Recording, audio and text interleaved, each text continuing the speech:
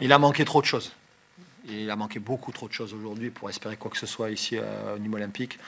Déjà, j'ai envie de féliciter l'équipe de Nîmes Olympique et Fred aussi pour tout le travail malgré tout accompli, parce que je sais que la situation du club est difficile, leurs résultats aussi, avec leurs moyens psychologiques, mentaux du moment, ils ont réussi voilà, à gagner ce match.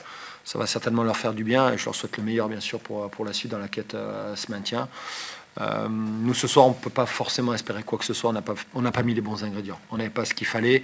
Je trouvais qu'on était en manque d'énergie, manque de force, on ne faisait pas les bons choix, beaucoup d'erreurs de placement. Et bon, c'est une des premières fois où je trouve qu'on est vraiment désorganisé et qu'on n'a pas su réellement se créer des occasions, notamment en deuxième mi-temps, même si la fin de deuxième mi-temps il y a eu des situations, mais bon, voilà. C'est plus vu sur la deuxième période. Ouais, notamment l'entame de la deuxième période, surtout ça. Je pense que les Nîmois ont pris aussi un peu plus confiance. Ils ont vu qu'il pouvait y avoir peut-être des possibilités, et puis nous on les a laissés peut-être, on les a un peu trop regardés, quoi. Moindre situation, voilà, on s'est fait prendre dans le dos aussi plusieurs fois, notamment dans les couloirs. Et bon, c'est venu sur une situation, et puis une projection d'un des milieux de terrain dans notre dos aussi une nouvelle fois. Donc voilà, c'est une bonne piqûre de rappel aussi pour nous. Ça faisait longtemps qu'on n'avait pas connu la défaite et il va falloir très très rapidement réagir, et notamment lors de notre prochain match face à Metz. Pourtant on a l'impression que l'entame de match est plutôt pour vous. Ouais, mais je trouvais qu'il y a un manque d'intensité, quoi. Il n'y avait pas forcément d'intensité, c'était un match sans rythme, et je pense qu'on s'est mis vraiment au niveau du Nîmes Olympique, et on n'a pas su nous élever notre niveau réellement. C'est pour ça que je parlais de ce manque d'énergie.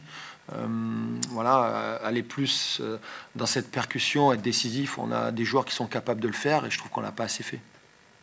En termes de presse, ton capitaine disait que misait éventuellement sur 6 points en 2 matchs. Non, mais c'est ce qui avait été repris par l'ensemble des médias, mais en fait c'était pas du tout ça.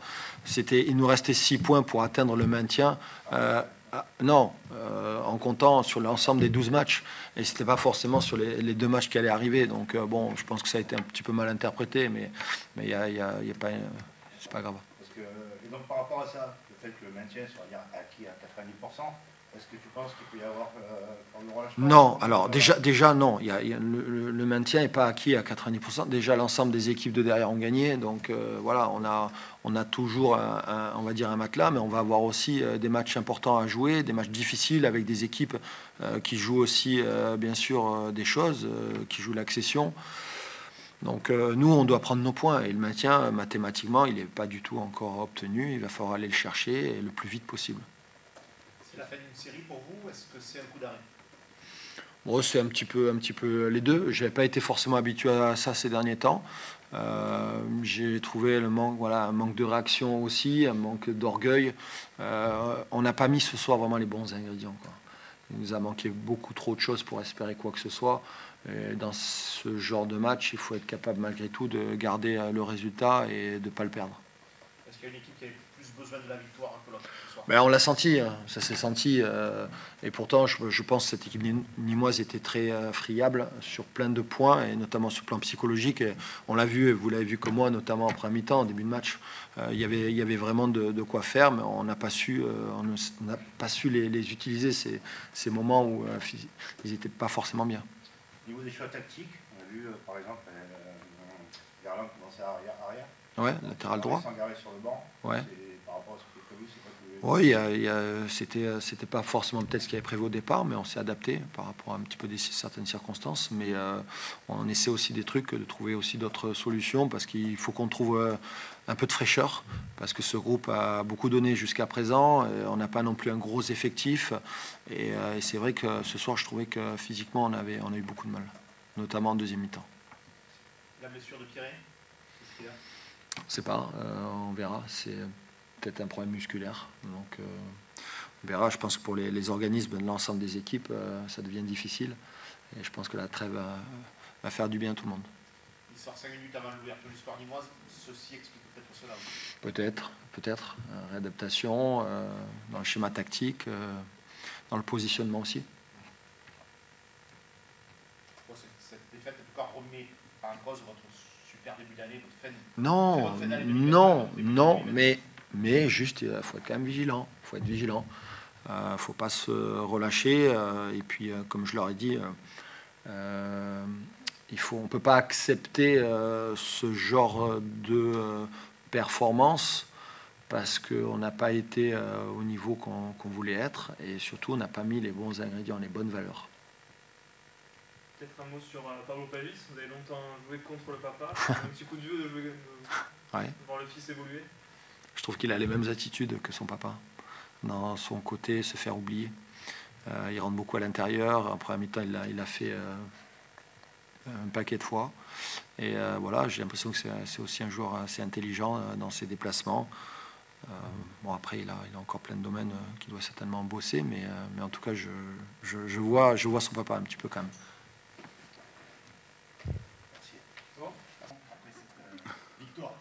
Oui, je suis content parce que, pour plein de choses. Déjà, la première des choses, oui, c'est d'avoir gagné parce qu'on était sur 3 défaites consécutives. Donc, imaginez, je veux même pas imaginer si on avait perdu encore, ça aurait fait une 4e défaite consécutive. Et là, dans les têtes, ça aurait été très compliqué. Donc, vous vous doutez bien qu'il y avait un petit peu de pression avant le match. Et je dirais ceci explique cela sur notre entame de match, dans le premier quart d'heure notamment, où moi, au bord du terrain, je sentais que mes joueurs étaient tendus. Après, pour revenir à votre question, oui, elle fait du bien, celle-ci aussi, parce qu'on a marqué 2 fois, et puis parce que enfin on a fait un clean sheet, enfin on n'a pas pris de but. Et mention très bien, si vous me permettez, même si j'aime pas ressortir plus particulièrement un joueur, mais mention très bien à Axel qui a fait les 2-3 arrêts qu'on attendait de lui et qui nous a maintenu à flot et qui nous a permis de ne pas encaisser de but aujourd'hui. Voilà. C'était en plus une très bonne deuxième période. Je pense qu'on a fait une bonne deuxième. Vous savez, aujourd'hui, oui, c'était une bonne deuxième période. On n'a pas tout fait bien, mais je savais qu'on n'allait pas tout faire. Le match, on savait qu'on allait devoir aller au bout du bout, même si on a quand même marqué durant la deuxième mi-temps. Mais on savait que cette équipe de Quevilly-Rouen. Alors, vous savez, Quevilly-Rouen, c'est pas péjoratif ce que je veux dire. C'est pas glamour, c'est pas Bordeaux, c'est pas Saint-Étienne, c'est pas un grand nom du football français. Sauf que c'est une vraie bonne équipe de Ligue 2. Et croyez-moi, quand vous jouez ce genre d'équipe, vous êtes obligé d'être au combat, au duel pendant 90 minutes. Et c'est ce qu'on a su faire aujourd'hui. Et c'est là où je suis fier de mes joueurs, aussi bien ceux qui ont commencé la rencontre que ceux qui sont entrés en cours de rencontre. Voilà, au cours de la rencontre. Ils ont montré qu'ils avaient vraiment envie qu'on s'en sorte et on va tout faire. Et je leur ai dit, de toute façon, c'est jusqu'au bout du bout. Et c'est comme ça a été une victoire du cœur. Et c'est comme ça que si on doit se maintenir, et on se maintiendra et qu'on arrivera à se maintenir. Voilà, c'est comme ça qu'on ira chercher notre maintien. C'est dans cet état d'esprit en tous les cas. Il peut être là le fameux déclic qu'on attendait pour cette fin de saison. J'espère qu'il peut être là. Après, j'ai envie de dire attention parce que notre prochain déplacement, on va quand même aller à Bordeaux. Hein, c'est pas rien. Mais voilà, on va le préparer ce match-là. Puis croyez-moi, on va enfin le préparer dans la bonne ambiance, dans la bonne humeur dès lundi. C'est une première victoire après une nouvelle série, mais est-ce que vous n'êtes pas quand même sur la lancée de Bastia où la prestation avait été quand même aussi porteuse de beaucoup d'espoir? Oui, alors moi je trouvais que ces derniers temps on était beaucoup dans l'adversité. Mais l'adversité, ça comprend plein d'éléments. Alors je ne vais pas vous parler de tout, mais je vais vous citer un exemple pour remonter à beaucoup plus loin. Pour moi, l'adversité, c'est par exemple le premier match qu'on a joué ici, c'était déjà se battre contre notre propre pelouse. Aujourd'hui, elle est parfaite cette pelouse. On a pu s'entraîner jeudi, c'est un détail, mais c'est aussi ça l'adversité, c'est se battre, combattre contre certains éléments. Voilà, je vais arrêter avec les terrains, mais il y a notre quotidien, les terrains de la Bastide. Bon, c'est pas, voilà, c'est compliqué. Vous voyez, c'est ce genre de petits détails qui font que. Après, je vais arrêter de parler de tout, mais voilà, et on est obligé de combattre et de se battre contre plein de petits éléments, parce que encore une fois, ce sont les détails qui font la différence à ce niveau-là. Mais comme on est une équipe de battants et de combattants, et voilà, on bagarre. Donc, pour revenir à votre question, oui, contre Bastia, je dirais qu'on était sur la bonne voie, mais prendre 4 buts Prendre 4 buts au cours d'un match, c'est beaucoup trop. Et on savait qu'il fallait aussi, vous voyez, combattre l'adversité, c'est les erreurs individuelles. Ça fait partie aussi de l'adversité. On faisait beaucoup trop d'erreurs individuelles. On en a moins fait aujourd'hui. On était, je dirais, plus solide. Et voilà, et Axel nous a fait les 2-3 arrêts qu'il fallait au bon moment. Mais c'est aussi normal que l'adversaire ait des occasions. Hein. Vous en avez eu 15, 7 tirs cadrés. Ah, j'avais pas les stats, c'est ça? 15, 7 tirs cadrés. C'est bien. Oui, c'est positif, c'est une bonne stat. Ouais, je suis content. Et eux, combien? Vous savez pas? 15-10, je crois. C'est-à-dire? Les tirs. 15 Nîmes, 10 QRM, 3 cadrés pour QRM. Donc voilà, ouais, donc c'est que... Non, c'était bien quand même, ouais. C'est qu'on a aussi bien défendu, alors. QRM, depuis la 10e journée, était 3e de Ligue 2. Comme tu disais, donc c'est un reflet. C'était 4e depuis le 26 décembre, depuis la reprise. J'avais regardé. C'était 6 victoires de mémoire, 2 défaites et 3 nuls. Donc ils avaient pris 21 points. C'est énorme. C'est énorme. C'est pour ça que je vous dis, c'est une vraie bonne équipe de Ligue 2. Vous avez vu, il y a des garçons 2,03 m, 1,98 m. Et en plus, bon, alors c'est normal, eux, ils jouent avec la taille de leurs joueurs. Ça veut dire qu'ils allongent, ils sont au deuxième ballon. Ils vous imposent un défi physique. Faut combattre, hein. C'est pas facile. Et c'est là où on a su répondre présent, mais on était aussi dans la lignée du match de Bastia par rapport à ça, où on avait été bien sur le plan athlétique et dans le duel et on s'était pas caché. Donc c'est vrai, pour répondre à votre question de tout à l'heure, on est sur une continuité. Est-ce que vous avez félicité vos joueurs dans le vestiaire? Bien sûr, bien évidemment. Bah, je leur ai dit, je les ai félicités et je leur ai dit que c'était la victoire du cœur et je leur ai dit que surtout qu'en termes d'état d'esprit, il fallait garder justement cet état d'esprit jusqu'à la fin de saison pour réussir à se maintenir. Ouais, je les ai félicités. Vous parliez de Maraval qui du coup fait un clean sheet, ça va lui redonner confiance, et Pablo aussi, ce doublé, ça va lui faire... Bah, Pablo, moi voilà quoi, je vous ai dit à partir du moment où je suis arrivé ici, je vous ai dit que c'était je ne vais pas dire un grand espoir du football français, mais je ne m'inquiète pas pour lui. C'est un garçon qui jouera en Ligue 1. Oui, c'est écrit. Donc, c'est aussi normal qu'il fasse des passes décisives et qu'il marque des buts, hein, Pablo. Je ne suis pas surpris. Après, en ce qui concerne Axel, c'est vrai que gardien de but, si vous n'êtes pas en confiance ou si vous la perdez, c'est compliqué. Et là, je suis content qu'il ait fait un match comme celui-ci parce que ça va lui redonner confiance. Voilà. Un mot de Jean qui a été... Alors, je l'ai fait jouer plus haut. C'est ça, qui était une meneur de jeu ce soir. Alors oui, je voulais surtout qu'il soit, vous savez, à QRM, il y a un bon joueur au milieu, c'est Pierret, et je voulais qu'il soit au contact direct, ce qu'il a bien fait par intermittence. Mais vous savez, Jean Nguessan, c'est un garçon qui joue à ce poste-là hein, quand il était en Suisse. Donc pourquoi pas? Moi, je l'ai trouvé intéressant. Il reste perfectible hein, à ce poste-là, qu'on soit bien d'accord. Lâcher un peu plus son ballon. Oui, et puis proposer un peu plus de courses dans la verticalité. Mais Pour la suite, ça peut être... ça peut être une option. Ça peut être une option. Voilà, je veux dire qu'il y a une attaque qui peut s'articuler différemment. Est-ce que vous avez pris le temps de regarder les autres résultats? Un petit peu, on me les a communiqués. Alors j'essaie de... Voilà, pour l'instant, je suis pas focus sur le classement. Pour moi, ce qui était le plus important, c'était de gagner, c'était d'enrayer la spirale. Voilà, donc après, oui. Rester 19e à 4 points de pause. Oui. J'imagine, Non, pas forcément, parce que je sais aussi qu'il y a des équipes pour lesquelles ça commence à devenir difficile. Laval, Annecy, Café Valenciennes. Voilà. Donc, C'est bien de concerner au maximum. mais bien sûr, il faut qu'il y ait un maximum d'équipes concernées par la lutte au maintien, quoi. Est-ce que c'est la meilleure prestation de Nîmes depuis ton arrivée? C'est une bonne question, j'en sais rien, je me la suis pas posée. Ça ne va pas être loin, en tout cas. Ouais, ça doit pas être loin. Ça doit pas être loin. Ça doit pas être loin. Du coup, ça ressemble un peu à la même question. T'es arrivé pour le premier match de Guingamp, 6e match aux Antonins, et enfin, Nîmes gagne, et ça fait que tu vas prendre 2 buts à domicile.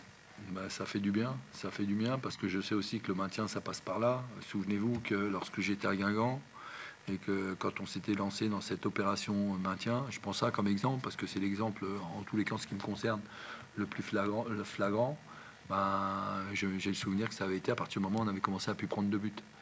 Et on avait fini, donc je crois, les 7 derniers matchs sur 7 clean sheets. Donc c'était aussi une des raisons pour lesquelles on s'était maintenu. Donc ça fait du bien. Après, on avait battu Niort aux Antonins, mais on avait pris des buts. Ouais. Donc c'est la différence. Là, on a gagné également, mais on n'a pas pris de but, oui. Donc c'est bien. Après, ça ne veut pas dire que... Enfin, j'espère, hein, je souhaite qu'on prenne plus de buts jusqu'à la fin de saison, mais je pense qu'on en prendra d'autres. Mais je me dis aussi, si on est capable de marquer un but de plus que l'adversaire, ça suffira. Je parlais de la victoire du cœur. Il y a quand même, certains le reverront en vidéo, 2 vrais buts collectifs. Le premier à Bastia et le premier ce soir. Où il y a à chaque fois 7-8 joueurs qui touchent le ballon et une dizaine de passes avant le but. C'est la preuve que dans le jeu aussi, ça va mieux. Ben oui, enfin, en tous les cas, c'est comme ça qu'on travaille depuis le début de saison. Hein. Moi, c'est ma philosophie. Hein. Je dis pas que c'est la meilleure des philosophies, hein, mais c'est comme ça que je conçois le football. J'ai baigné là-dedans pendant 20 ans aux côtés de qui vous savez. Et voilà. Et appui, remise, 3e, 4e, je cours au sol. Mouvement permanent, voilà. Donc c'est comme ça qu'on s'entraîne et qu'on prépare les matchs. Après, c'était compliqué sur notre pelouse pour justement mettre en place un jeu comme celui-ci. Et là, je vais vous faire une confidence, mais quand on est à la Bastide, c'est compliqué aussi. Hein.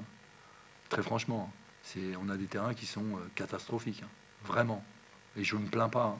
J'aimerais avoir des terrains de meilleure qualité. Mais je vais vous faire une confidence.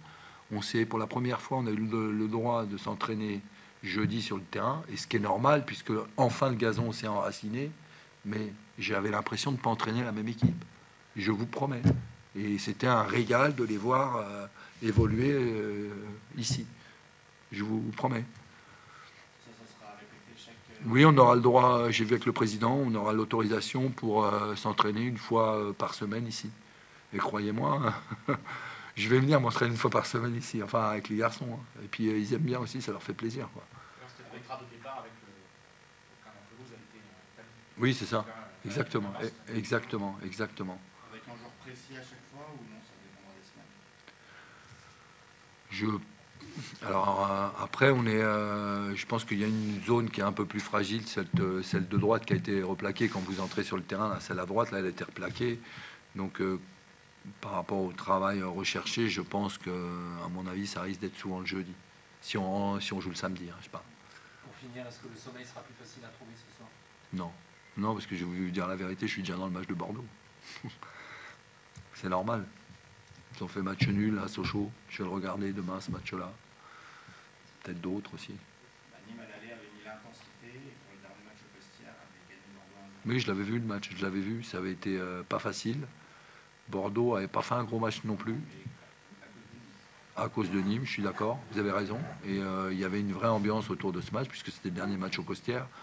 Et ça les avait bien aidés d'ailleurs. Mais non, oui, ils avaient fait un match courageux, ils avaient beaucoup défendu. Après avoir marqué, c'était Jean Nguessan qui avait marqué, je m'en souviens, je l'avais regardé le match. Et oui, effectivement. Donc là, ça va être là-bas, là, au Matmut Atlantique. Donc ça va être différent. Ça me permettra de voir David Guillon, avec lequel j'avais failli aller à Bordeaux. Hein, voilà. Et c'est un garçon que j'ai initié au pas de la Reims. Vous voyez, comme ça, vous savez tout. Non, je connais très bien David depuis des années. Il faudra faire l'exploit là-bas pour se rapprocher un peu plus. Ça serait bien, mais